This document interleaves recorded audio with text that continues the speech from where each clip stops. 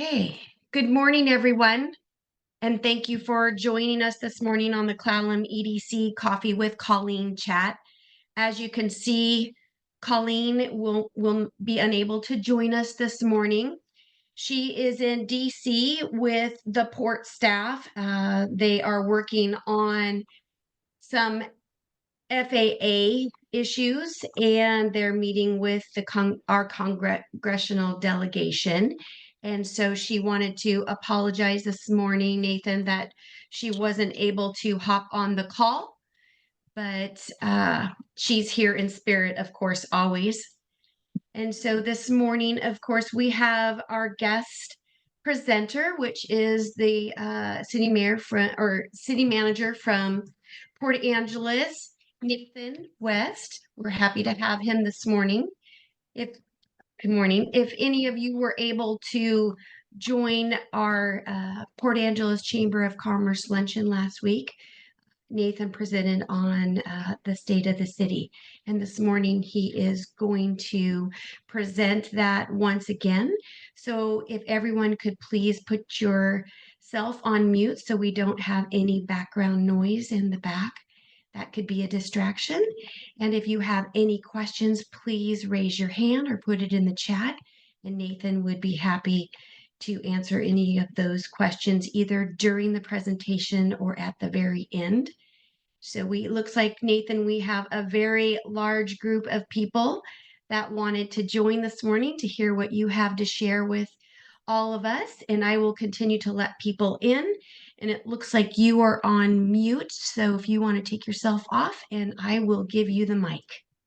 Great, Lori. Thank you so much. I'm going to go ahead and share my screen.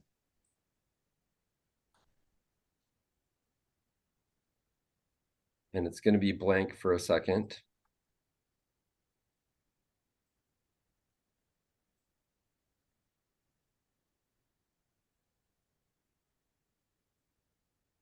Give me 1 second to make a couple adjustments.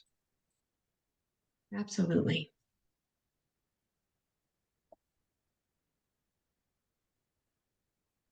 Okay, hopefully you can see a presentation slide there. Or not yet? Not quite yet. Okay. There it is. Great. All right. Well, good morning, everyone. I know many of you may have been able to see my State of the City presentation at the Chamber of Commerce last week, but I've made some modifications for this presentation, some enhancements, some new information.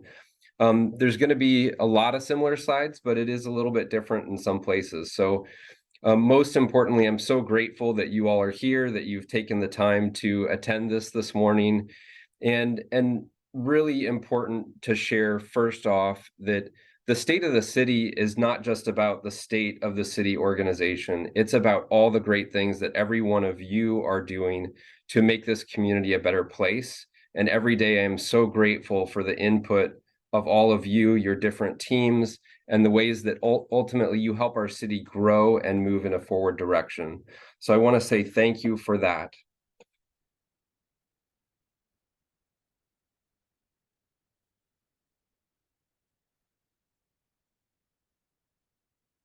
So looking at the State of the City 2024, I think it's important to start off with the city's strategic direction. And when you look at our #1 priority at the city, it's ensuring that everyone has a safe and affordable place to live. It's looking at housing and homelessness throughout this community and finding solutions ultimately to ensure we are addressing those issues for Port Angeles. Secondly, it's important that we're focused on enhancing our commercial district, that we're taking the time to build capacity for the many different capital projects that we need to do as a city. And finally, something that really reflects on the great work all of you are doing is those high-performing relationships with all the different entities in this community and the many nonprofits that make our community so successful at the end of the day. So I think it's important to share that council sets the tone, sets the direction relative to our strategic plan.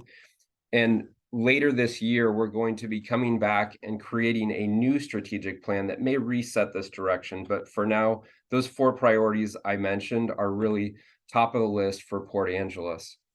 So I want to jump into a few economic indicators and trends that are really important to mention as I provide updates to all of you on an annual basis. I think it's important to share some of these details. If you look at trends, our revenues are looking to be in a very good place. So sales tax, we've seen that grow by about $175,000 with the final results in 2023 versus 2022. We saw lodging tax grow by about 180,000, and we saw real estate excise tax, no surprise due to interest rates, but we saw that drop about 165,000 this year. Looking at another major indicator, building permits, we saw over 460 building permits valued at over $22 million. Most importantly to the city, we saw 66 new housing units, which is a 53% increase over what we saw in 2022. And equally significant is we already have 17 residential building permits pending for this year in 2024. So I want to take a little bit more time to focus and dive into housing a bit. And I think it's important to share that one of the major steps that City Council took this year is the first ever in Washington initiative to waive fees for significant permits relative to housing. So Council waived fees for over 15 different permit types and 25 different fees altogether. That's a huge deal. And so when people come to our community and they have interest in creating new units, all of these different applications, there is no building permit fee for those applications. And equally significant is those applications such as land divisions, such as SEPA applications, and things that coincide with those permit applications, those fees are also waived. So another major incentive, and I think you all have heard me share before, that we have been working for several years now on building an overall housing toolbox, ways in which we can incentivize and ensure we're getting new housing units in the community, whether it's through code changes or tax incentives. It's gone a long way, but one step that was taken in 2023, which was a much larger step, was to actually have pre-designed plans developed for accessory dwelling units, duplexes, townhomes, and we have all of these plan sets available. They are all pre-permitted. So ultimately, when it comes to the interest of doing a new unit, you're really looking at materials and labor as far as cost when you have no building permit fee and you have plans already completed for you. I think those are major steps that you're not going to see in very many communities relative to the city's initiative on ensuring housing is moving forward. So to find out a little bit more about some of those incentives we've built, we've actually developed a specific website.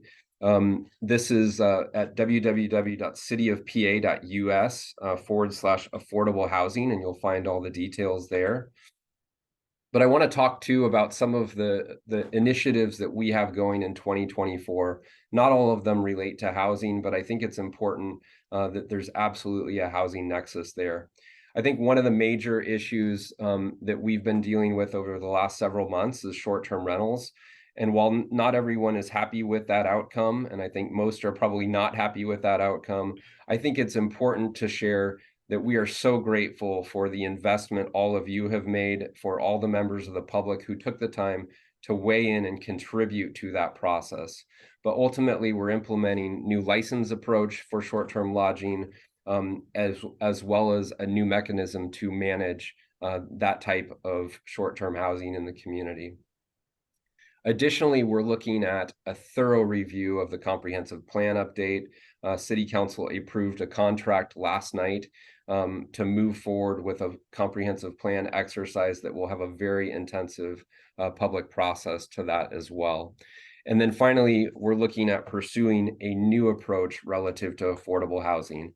And I think it's important to share, over the last several years, again, we've built these incentives, we've modified our code, we've done everything that we can do as a city, but ultimately we've got to find ways to do more. We've got to find ways to introduce new units to the community so that we are going to be looking through partnerships to create a housing pipeline pilot project that ultimately introduces new units in the community. And this ultimately will mean the city will likely join others as development partners for new housing units in the community, which is a really big deal and something cities of our size don't frequently do. So I want to talk about our forward direction, and a lot of this relates to what we've incorporated in our 2024 budget. And if you look at the pillars of that 2024 budget, number one was investing in upgrades to our infrastructure. Number two was enhancing our customer service experience, also increasing public safety, and then finally promoting environmental resilience. All of these four priorities have been critically important to council. We built a number of initiatives into that 2024 budget for that reason. So just taking a look again relative to budget at revenue, the revenue picture, I think you'll see again, revenues are performing very well in the city of Port Angeles. The only revenue that is down is the real estate excise tax. So revenues are in good shape. Considering we are a full service utility city, I think it's important to look at those utility revenues as well. I think most top of the mind for city officials and for council members is we need to ensure that our rates are maintained as affordable for these utilities. We held our electric rates steady this year, did not increase those. And generally, we've tried to hold those rates down as much as possible to ensure, one, that we can also complete the essential capital projects we need to build, but also ensure ultimately those rates are affordable to the constituents of Port Angeles and ultimately our utility customers. So one of the challenges we have, though, is we're always looking for new revenue sources, considering there's a limit on property tax increase in the state of Washington to 1%.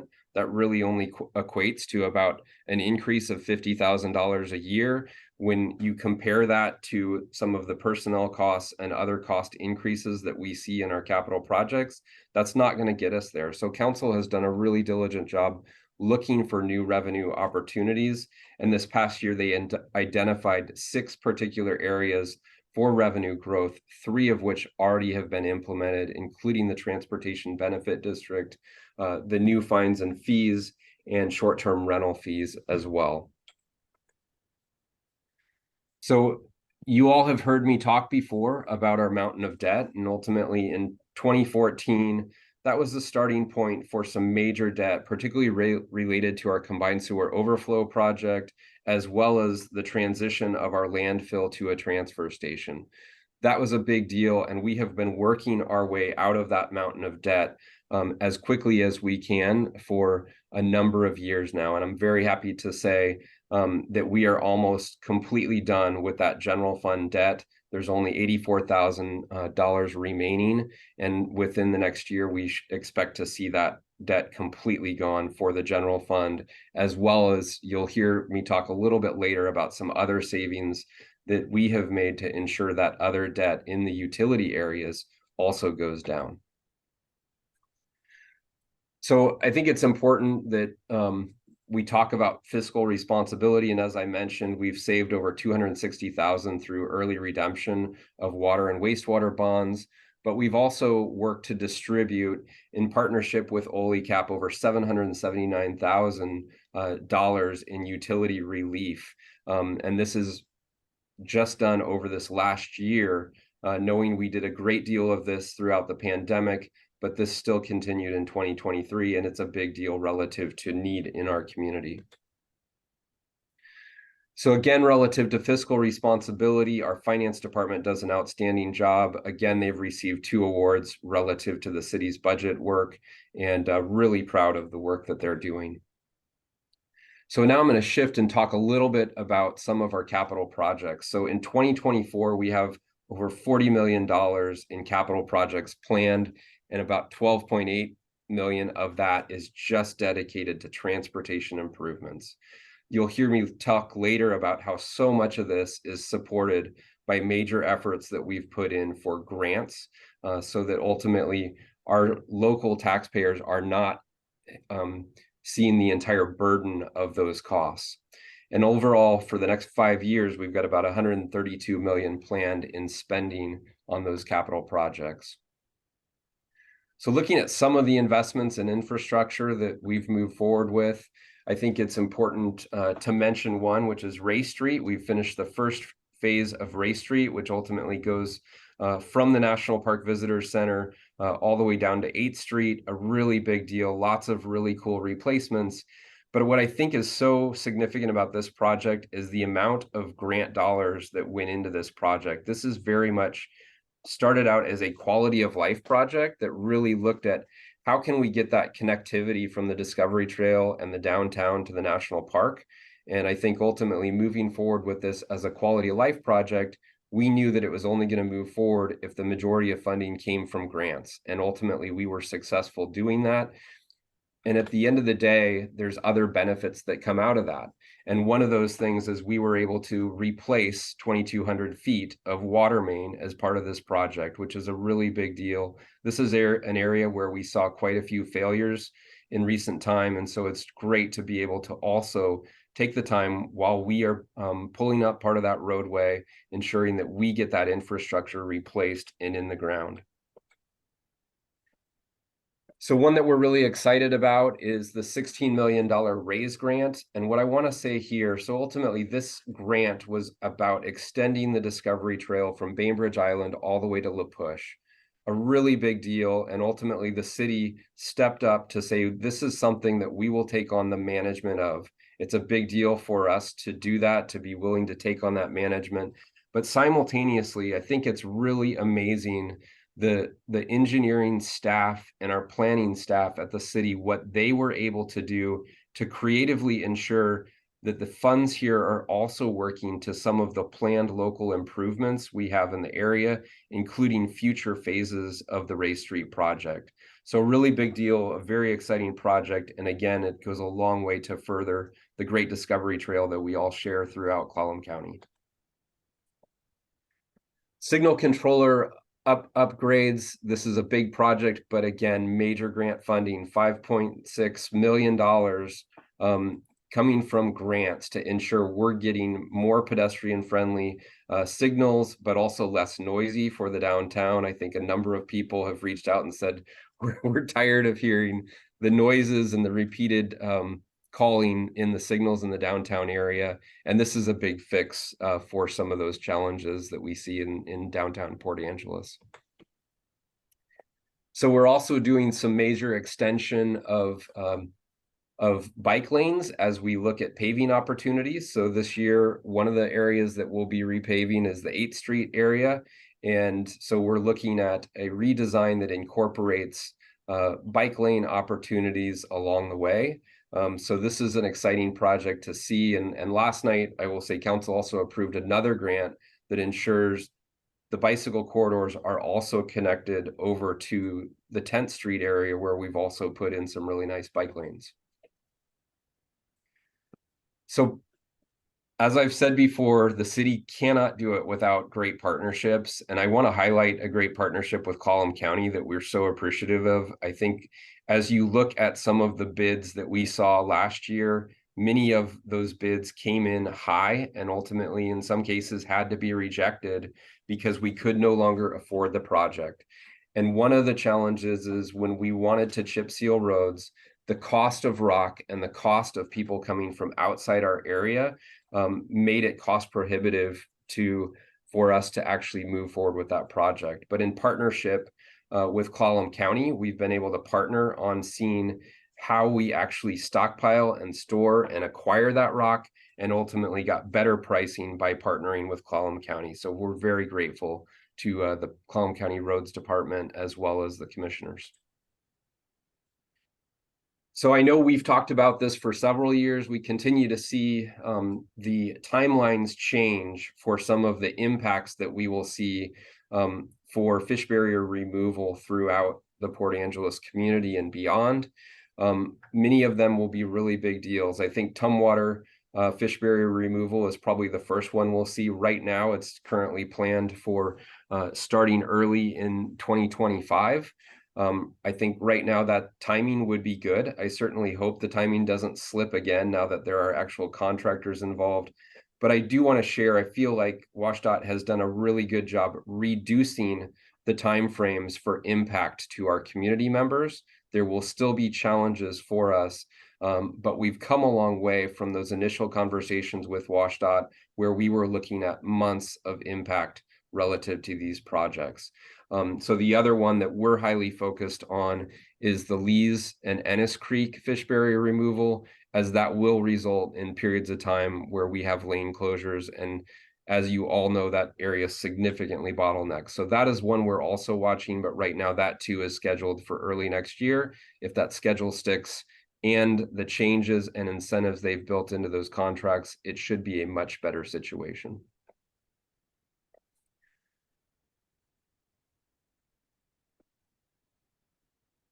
Okay, I want to talk about some of our recent downtown area improvements. Couldn't be more excited to see new railings in at City Hall. I think many of you are probably aware we had very old, rusted out railings that couldn't even be painted over anymore because of the rust. And I think it's great to see new railings that are more protective, and ultimately that project has now been completed.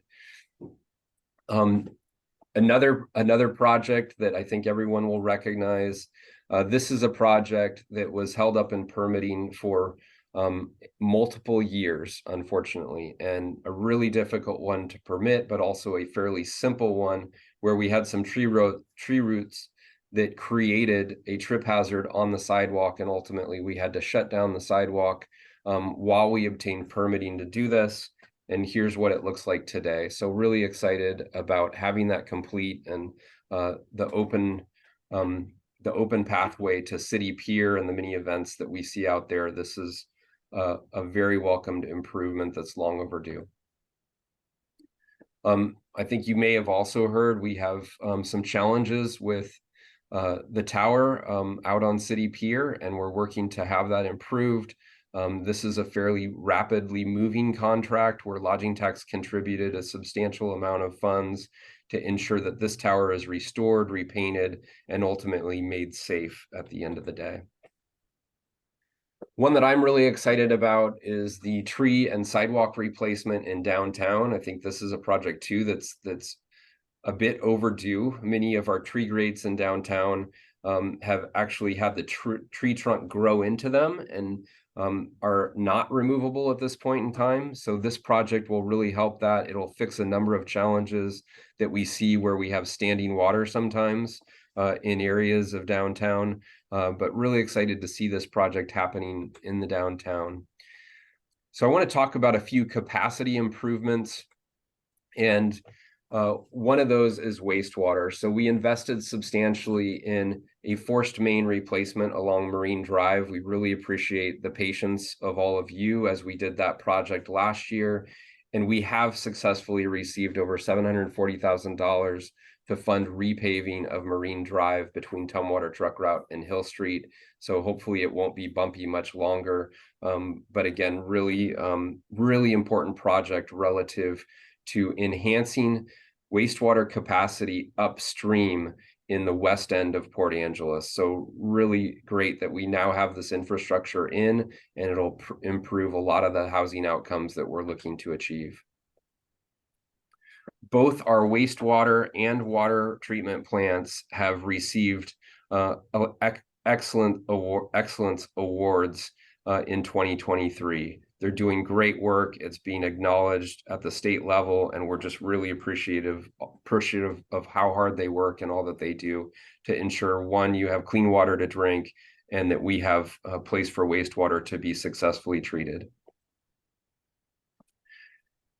So talking a little bit more about some of the grant work, and I think it's important to share, this is just one department working on grants, and we have ultimately multiple departments, all of which bring in different grant funds, but Public Works alone has brought in over 22 grants at over $28.6 million. That's a really big deal for a city of our size, and it goes a long way to ensure our taxpayers are not overly burdened with some of the costs for our capital projects. So I mentioned relative to our 2024 budget, we're investing in some customer service enhancements, and Some of those enhancements include a community development technician in our community and economic development department, making that a permanent full-time position, a housing administrator position, also making that permanent and full-time, a front desk attendant being permanent and full-time, and making our communications and records management coordinator also permanent and full-time. Great positions, and the individuals who are in these positions are doing a great job to move the city in a forward direction. So also very much customer service related, we are building a new enterprise system for the city, which will mean great enhancements relative to the customer service that all of our utility customers see on a daily basis. That includes some of the customer improvements that you all would like to see in the permitting realm of the city of Port Angeles, just making it easier for the processes within the city to be more transparent and more customer friendly overall. So I want to talk a little bit about public safety, and I think it's important to share we have both a police and fire department that are working so hard right now. We have 34 officers in our police department. That is an increase of one additional position with the new downtown resource officer. They take over 23,000 calls for service on an annual basis, and they're very much reliant on mutual partnerships with the sheriff's office and with other entities, everyone from Lower Elwha Clallam Tribe to the Border Patrol. We rely on great partnerships to ensure the police department runs successfully in Port Angeles. The fire department too is very much inundated with calls, over 5,700 calls for service, and they are the 40th busiest single station department in the country. It's a big deal. They need help, and this is one of the reasons we're looking closely at revenue opportunities to ensure that we can make this job a little bit less challenging for some of our firefighters. So looking at some major accomplishments, I think it's something we take great pride in, that our police department takes the time to become accredited. It's a big deal. It's an onerous process. There is no room for error in that process. And ultimately, this is at least the third time that the police department has achieved that accreditation, and a really big deal.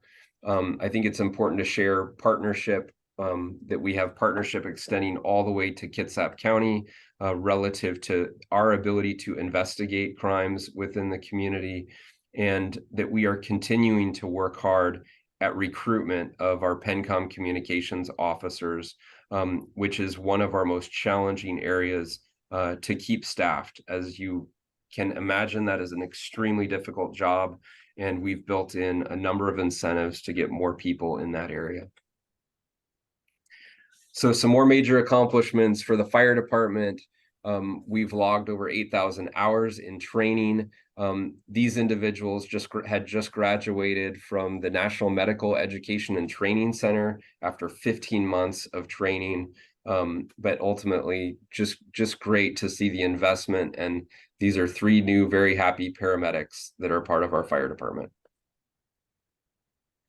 So in public safety as well, in the police department, code enforcement, if you notice the date on the picture to the left, enforcement on this building has been going on for a very long time. This is 204 East Front in downtown Port Angeles. And literally for multiple owners of this building, there was enforcement going on for a very long time. And due to the hard work of the police department and our legal team, this is what it looks like today. And while we hope it looks even better in the future, it's a major step in the right direction, and pretty cool to see the ghost signs there as well. Our community paramedicine program continues to assist a growing number of patients, and we're seeing more complex behavioral health and social need challenges that they face. We're seeing an increase in overdose deaths that they have to deal with. In average 4 overdoses per week that they see. That's a big deal. And for that reason, we're taking some additional steps too. One of the steps that we're taking is through opioid settlement funds. We've created something called Operation Shielding Hope. which is a focused way to ensure we're having overdose response and follow-up relative to opioid overdose awareness and patients. And I think this is a big deal. It's a very proactive approach, and it's once again our fire department being innovative to find ways to do even more relative to those members of the community in need. So looking at some crime statistics, I think it was quite noticeable that throughout the pandemic, we really saw some of the crime in the area increase. We're seeing some significant downward trends, and I'm very happy to see those downward trends, but we still have a lot of work to do.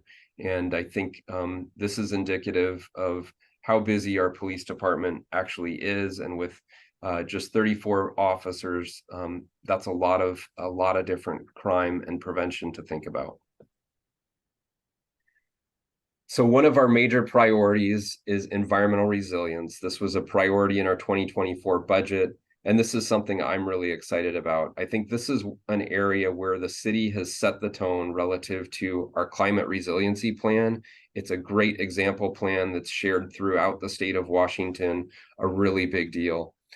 So striving towards that resilience, we've integrated a number of policies from that plan into our comprehensive plan. We've purchased our first group of new electric vehicles, and there were some more environmentally friendly vehicles actually purchased last night by City Council. But there's also major efforts to enhance our urban forest canopy, which is another very exciting project. So this is one of those canopy projects that is amazing to talk about, because it's an example of community members stepping up and making things happen for this community. So Paul Forrest, who you see in the picture, he happens to be a Parks, Recreation, and Beautification Commission member, but he took it upon himself to grow hundreds of trees, to look at the city's street tree list and come up with those species that survive the best, that require the least amount of watering, that are tolerant, and ultimately came up with those species. And last year, with his efforts, we were able to distribute 140 trees for free to community members to plant in the street right-of-way. Huge deal, really excited about this project, and we'll be doing another similar event next October where we will be giving out hopefully even more street trees. So another major grant effort was to see additional EV chargers in the Port Angeles area, and we've actually received over 2 grants on electric vehicle chargers, which will help us with implementing over 50 different chargers in Port Angeles. That's a really big deal. I think it's important to share. We've added an additional position to cover stormwater responsibilities within the city of Port Angeles. We've also added a new position known as our Natural Resources and Grant Assistant Planner position in Community and Economic Development, which is a big deal, very much long needed, but I think that's going to greatly help us with our dedication to environmental resilience at the city. So now I get to talk about some other projects that we're really looking forward to. And one of those projects is a new HVAC system for our senior center. Right now, whether it's extreme cold or extreme heat, our HVAC system in this facility does not work well. But we've taken the opportunity with this $2.6 million project to go after a number of federal and state grants that bring in over $800,000 in grant participation in improvement to that project. So we're really excited to see this project moving forward, and so grateful for all the volunteers that dedicate their time every day to make our senior center successful. So we had a major investment at Volunteer Field in 2023, and this is a big deal because often the youth in our community are often very limited relative to when they can use a play field. Due to the rainy environment, oftentimes we will have fields that are simply too wet to use. The investment in this field enables the field to be utilized year-round. It's a great investment. We're so excited, and it wouldn't have happened without major donations of both time from local contractors as well as sponsorship from private individuals in our community who simply donated because they care about this project and because they care about the future of our youth. So one of the saddest days in 2023 was when we got the devastating news that the Dream Playground had burned down. I think what is so amazing, and I think what we need to focus on now, is the resilience of Steve Methner and the Dream Playground Foundation, and the fact that they immediately talked about how they can start timing a rebuild. They received over 175,000 in unsolicited dedicated donations to the rebuild of the project. This is also going to be covered by city insurance, and we're really excited to see the resilience here and the rebuild start again on May 15th through the 19th. And many of you I know participated in those really hot days when we built it the first time, and we're looking forward to doing it again, hopefully under cooler weather in May. So we have a lot to celebrate in Port Angeles, and I want to talk about a few things that really stand out as far as what others in our community are doing that we're excited about here at the city. So to start out with, this is Erickson Playfield, or Erickson Park. But if you look at this particular facility, everything there was done through donations and dedication of either service clubs or other groups. The pump track, I can't tell you how many community donations and contributions made that happen. None of the things, whether it's skate park, pump track, Dream Playground, all at this facility, none of those things could have been done alone by the city. This park received the Spotlight Award from the Washington Recreation and Parks Association in 2023, which is a huge deal, but this really is an award that should be dedicated to our entire community when you look at all that has been donated to this particular park. So I'm going to take some time, and I think it's important to share a piece of work that we're really excited about at the city that the EDC is doing. And it ties into some of the work that our local contractors are doing, as well as the work that the EDC is doing. So I want to say thank you for the APEX program, the APEX Accelerator program, formerly known as PTAC. I think it's making a major difference. And most importantly, it's a long-term investment in the future of our contractors in this community. And ultimately, they are doing a great job engaging local governments and ensuring that we too are stepping up to make it easier for our local contractors to be successful at bids. I'm hopeful that in future years, I'll be able to share a little bit more data as far as the growth in percentages of where we're seeing success in local contractors. But last year, we saw 38% of our contracts go to local contractors, over $5.4 million. I think that's a big deal. I believe the percentage is quite high compared to prior years, and we're seeing an even higher percentage already in 2024. So far in 2024, we've seen 71% of our city contracts go to local contractors, and 2.1 million already awarded, and we're not finished with March yet. So that's a big deal. Huge thank you to Apex Accelerator in recognizing we have to ensure our contractors are getting up to speed with how to win those local bids.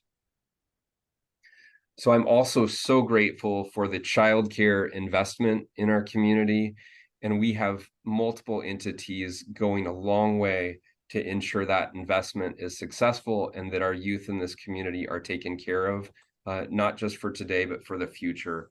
I couldn't be more excited for the investment that the YMCA is making with their new early learning facility, which will accommodate over 96 new children and 20 new jobs. This is currently in final stages of building permit, but really amazing investment, and we're really excited about what the YMCA is doing. We're also extremely grateful and excited for Shore Aquatic Center. They too have invested in new childcare accommodations for over 120 children, with 60 to 80 new children for daytime preschool. Big deal. They have moved forward with plans for the old school district building between City Hall and the pool, and this is exciting to see that investment happen. And I have to mention Boys and Girls Club, who continually also is working in the direction of amazing childcare support and after school programs, not just having general childcare, but actually taking the time to give our kids training on computers, to provide them with budget advice on how to be fiscally responsible as they grow up, and also share meal programs throughout our community during those summer months. But really grateful to all three of those entities for the work that they're doing. I'm also very excited that in 2023, we got to see Field Hall open its doors. This is an amazing investment that couldn't have happened with this community not coming together to dedicate so many funds to ensure this project was successful. But I'm also very excited to see the additional steps for the entire Waterfront Center campus, including the Marine Discovery Center, the new home for Faro Marine Life Center, and the Tribe's Longhouse. Really excited for those additional projects there. And it's a lot that I think we need to be celebrating in this community. So looking at some of our certificates of occupancy, and these are just a few that I picked out, some of the new businesses that we saw invest in 2023 in our community. I'm really excited to see Angelus Rentals, which Angelus Millworks has expanded beyond Hartnagel's and Angelus Millworks to Angelus Rentals, which takes over the old Sears building. And I think it's great to talk about the Mix-It Shack and how excited our youth in this community are for that new facility where they can go hang out, have some ice cream, and also have fun, play air hockey or ping pong. But it's a really cool new facility that was recently started as a new business in Port Angeles. So I'm also really excited to once again see the community come together in the hard work that we see the first Saturday of every May that we've been doing for a number of years, sponsored by the Chamber of Commerce on the community downtown cleanup. A really big deal. This is something that we love to participate in. Hopefully it'll be easier this year if the tree project is done and we don't have to deal with the stuck tree grates. But thank you all for volunteering for this effort and participating in it. And then my final slide, as you've seen me do in prior presentations, I think it's always important to provide a community challenge. And I think one of the challenges that I see across this country that is talked about in forums with other city managers is the fact that there are cities much larger than ours who face media deserts, where there is no longer a newspaper or radio station in their community. And that is not a good place when you consider how critical it is for local governments to communicate with our constituents. We need to do everything we can to ensure we're supporting our local media, Peninsula Daily News, Radio Pacific. We couldn't be happier with the support that they provide to ensure we can run a public engagement process, to ensure we can hear what community members have to say, and that ultimately our council meetings and other meetings can be reported on at the end of the day. So just want to challenge all of you to find ways, recognizing that their revenue source is frequently being eroded by social media. We need to do everything we can to ensure we support their long-term sustainability. So finally, I want to mention that we do have a QR code here where you can go and see a recorded video of my first State of the City at the Chamber of Commerce, as well as an opportunity to continue the conversation about this presentation today. And that video is in the works, so it's probably going to be a few more days before we're able to post it. But we're really grateful to Silas Cruz, who was able to put that together, and should have that up in a few days. So with that, I'd be happy to take questions, and I'm sure there are quite a few in the chat, but I have not been able to look at the chat as I've done the presentation. So I'm going to go ahead and stop the share and take a look at the chat.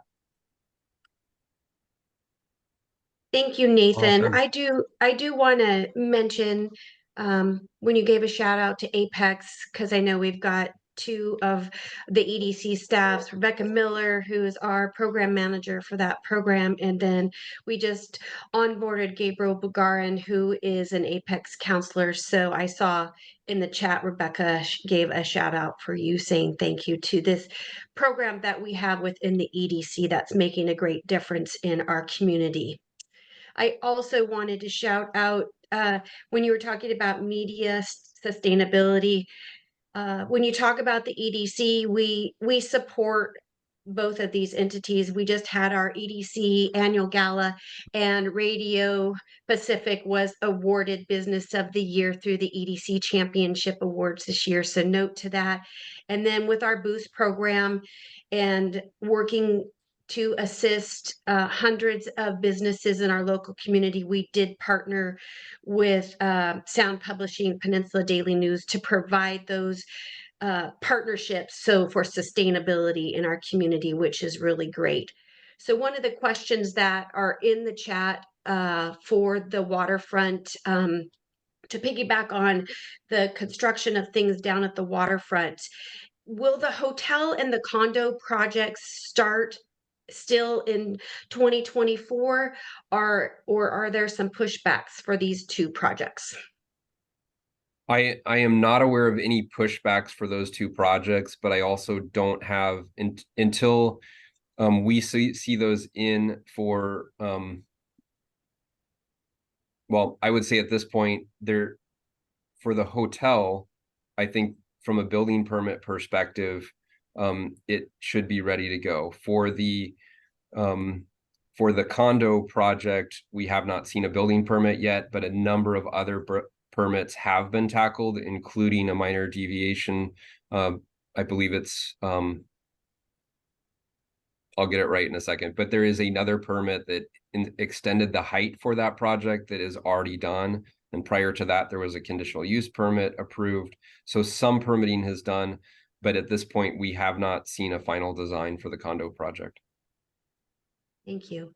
It looks like Jim McIntyre, you have a three-part question in there. Do you want to ask those to Nathan, or do you just want Nathan to take a look at your questions and go ahead and read them, answer them? Nathan, go for it.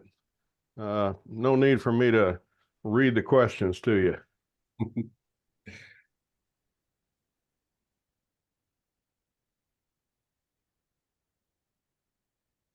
So, Jim, to answer your first question, I think when you look at the picture of inflation adjusted revenue, I would say that our revenue is simply not keeping up.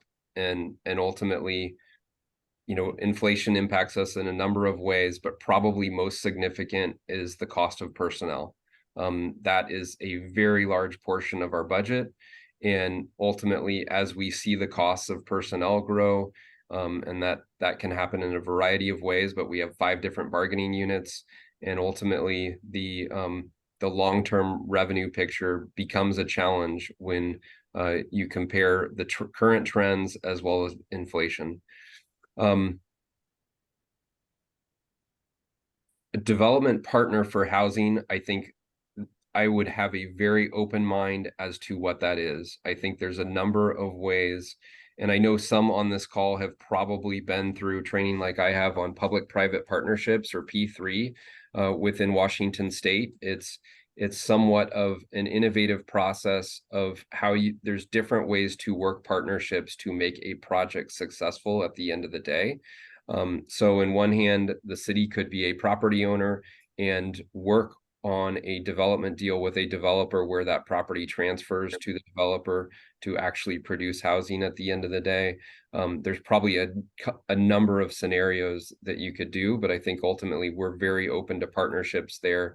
And it may be that we find a property owner who has a great property, and we want to help by pitching in funds to incentivize a developer to help them be successful with the development there.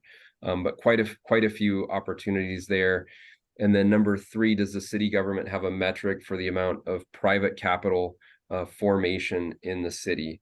I would say probably not, but I think that would be a good thing to have. Yeah, just a little bit more on that last question. You know, since inflation is really eroding everybody's purchasing power, city included, as you alluded to, which was behind that question. One of the antidotes for that is economic growth. And so a surrogate for economic growth is the amount of private capital formation in my way of thinking.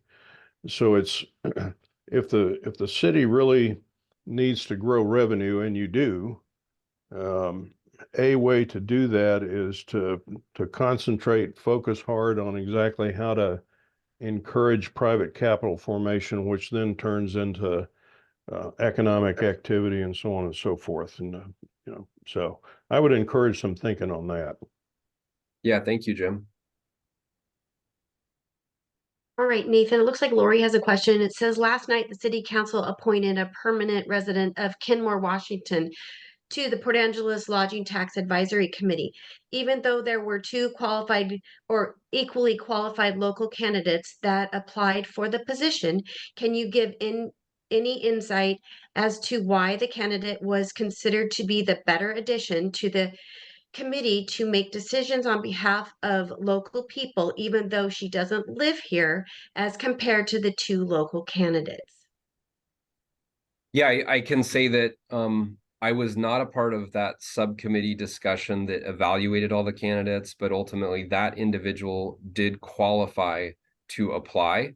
There are no restrictions relative to place of residence on lodging tax applications. And I think ultimately the council subcommittee took the time to look at and evaluate each individual application and came out with a recommendation. And that's why we ended up where we ended up. Thank you. Looks like Pat McCauley has a question. Do you have any influence on the 101 dividers around Morris Creek? The weeds are growing again and not a great impression as the gateway to PA. And Pat, I'm sorry, but no, we do not have influence or control, although I will tell you we probably receive a large portion of the complaint calls, even though it is both outside our jurisdiction as well as outside our urban growth boundaries. So it's pretty far removed from the city of Port Angeles area of control. But I will say, when we receive complaints, we do directly pass those on to Washington State Department of Transportation. And I'd be happy to get you a point of contact for Washington Department of Transportation that should be able to answer questions and give you more information on that. Thank you, Nathan. So Nathan, with the increased growth of building permits at 53%, that's really great. And of course, we all know that one of our biggest issues is affordable housing, which of course we need multi-family units. So can you provide some color on the number of multifamily projects that make up those 66 that are permitted, as well as the 17 that are pending for permits? Yeah, I'm not sure, Lori, that I've got data in front of me to do a deep dive on that, but I will say that we have far more multifamily permits that were approved in 2023 than we have in years. A large number of those 66 that I mentioned were actually multifamily, and we're seeing more move in that direction. I want to say at least 27 of those were multifamily from a multifamily project. Okay. And so I really love the new idea of the permit ready homes. So have any of those been built to date? I do not believe they were built to date, but just keep in mind both the fee waiver and that program began January 1st. So there hasn't been a lot of time. I don't know that there would have been enough Sorry, time. I missed that part. My apologies. So what is the expectation for that, as far as projecting how many we think that could be stood up within, the next 6 months to a year? So I'm very hopeful that it's going to be extremely successful. To me, it's quite logical that if you're down to all you have to worry about is labor and materials, it ought to be a very straightforward thing. If you want an accessory dwelling unit in your backyard, it is a pretty simple effort to move that forward. So I hope that they very much take off. And I can't speak to whether we actually have or how many individuals we have distributed those plans to at this point. But I think we have had a lot of inquiries about them, and I think they will likely become popular, in part because there's also options. There's basically module options to coincide with them, where you can choose the type of room or addition to some of those plan sets. So it's a pretty cool thing. Thank you. Mitch, did you have a question for Nathan? Yeah, just kind of playing off that. I hear a lot of buzz about the fee waiver program and the permit ready plan. It's a really cool, innovative idea. I heard it's the first in Washington. Has there been any other cities or areas outside of Washington that have found success in this model, or is PA really just pioneering the way? I would say it's absolutely pioneering. It was a very unique approach that we took relative to fees this year. And I think the standard approach that most communities do is, hey, let's look at all of our comparable cities and see what they charge, and we'll basically put our rates the same. And I mean, that can trend in the direction of building permit fees going up in an upward trend pretty quick as you see different jurisdictions tackle it. And we took a very different approach. We did look at that, but at the end of the day, it was decided we simply have to do more to incentivize housing if we really expect to get it here. Awesome.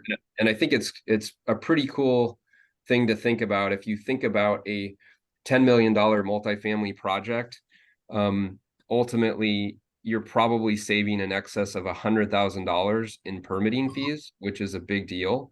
And then you build on top of that you can have be property tax free through the housing exemption approach that the city has implemented. It all adds up, and so there's more incentives than that we have, but ultimately it can make a big difference. Great, thank you. Thank you, Nathan. I don't know if I'm pronouncing this correctly, but Nathan, if Port Angeles receives is it RAISE or REASE grant, how will we route the trucks through Port Angeles? So the RAISE grant, okay, so there's two. Laura, you might have insights on the fact that there are two different RAISE grants. So the one I mentioned in this presentation is a $16.3 million RAISE grant that was awarded in 2023. And that award is solely focused on the Olympic Discovery Trail, taking the trail from Bainbridge Island to La Push. Mm-hmm. But we also built into that Race Street improvements for the other phases of Race Street, so that we're able to see more projects come to completion within the city limits. It also includes looking at a new Olympic Discovery Trail route that goes basically so that you don't have the challenge of if we have a landslide along the bluffs or something like that on the historic railroad grade, there's another workaround through the Gales Addition area that could keep you on an alternative route for the Discovery Trail. So relative to another RAISE grant that we are applying for in conjunction with the Port of Port Angeles, and that might be what you're referring to, that is focused on resolving the infrastructure challenge of ensuring that all directions of traffic can access Tumwater truck route. And basically right now that cloverleaf was never completed on that project. And I can tell you since 2009, the city has had it as a priority, and it has a major implication on what trucks are capable of doing. But ultimately, we are trying to ensure that there is lessen truck traffic in downtown Port Angeles and trying to see more successful use of the Tumwater truck route. Okay, thank you. Well, we've come to time, except for I'd like to just answer Angela's last question. Do we know what the current population of Port Angeles is? It's about 20,400 plus or minus. Okay, great. Once again, I want to thank everyone for joining us today, and a special thank you to Nathan West. This was a full packed presentation with so many different things that are going on in our community. And so if anyone has any questions, I'm sure that Nathan would be happy to answer those, and you could reach out to him at the City of Port Angeles. And I see we've got some clapping going on from a couple people in the chat. So thank you once again. And Mitch, who do we have next Wednesday on Coffee with Colleen? We have, I should know this.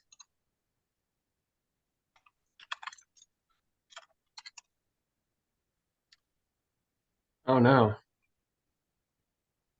We don't have anybody. we don't have anyone. Let's see. Well, we'll see you guys all next Yeah. week on Coffee with it- Colleen. It'll Thanks, come out in the everyone. newsletter. I'll make sure to blast it. So All thank you right. all for Thank you joining, again. and we'll get it out. Appreciate Everyone it. have a nice weekend. Appreciate it. Bye-bye. Bye.